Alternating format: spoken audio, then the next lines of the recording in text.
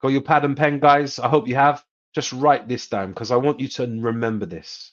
Remember this. If you're there and you're engaging and you're live with me right now, put a comment on there. If you're watching on pre-recorded, comment all the way through. You are the bouncer at your own club. Okay?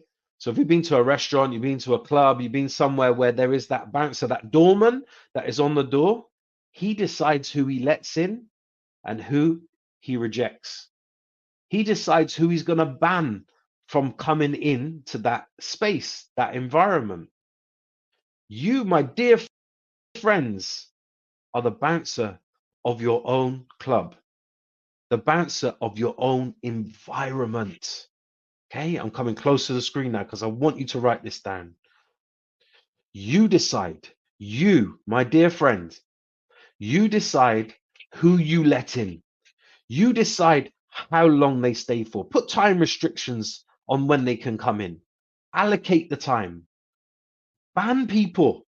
You know, you can ban people from even entering your space. Decide who you turn away. You're not coming in. You've heard the line, not today, mate. You're not coming in. Imagine that. Imagine you have an option. You have this power. You have this control. Ask yourself this question. What will be your ID checking system? You know, when we were younger and we used to go into these clubs or we go into restaurants and bars, they want to see your ID. Okay. They want to look at your ID. Now I'm a bit gray and I clearly look a lot older. I don't get asked for ID. If you're like that, like me, there we go. Thank you so much, Carla. That, yes, definitely.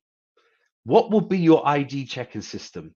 When you're in and around the environment of people and you're feeling that negativity, maybe that could be your ID checking system. Maybe you can then say, I'm picking up this energy from this person. Maybe you're reading their body language. Maybe you get this sense.